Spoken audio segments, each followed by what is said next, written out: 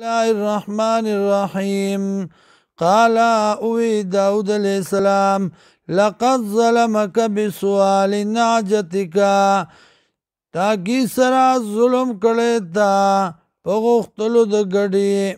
ګډو اعلان عاجه د ګډو خپلو سره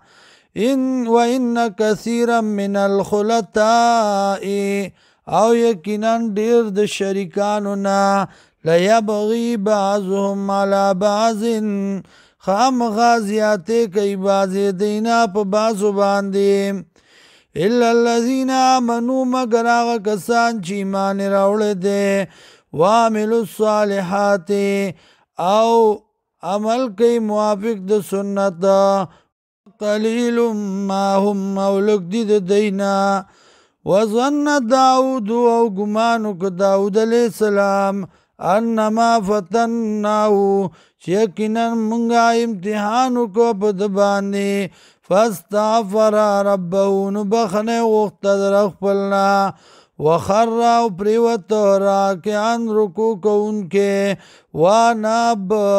او راګرځېدونکې والله ته فغفرنا له نو بخنه وکړه مونږه دته ذالک د دې وان له عندنا او یقینا ودلرا موږ سره لزلفا خامخا لوی درجه خامخا نزدیواله وحسن مآب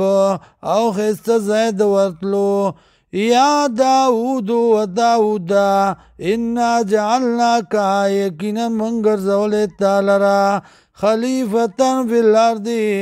رستو پاتې کیدونکې بزمکه کې خلیفتن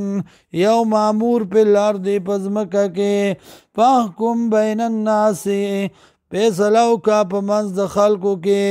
بالحق په انصاف ولا تتبع الهوا او تابعداري مکوه د خواهشاتو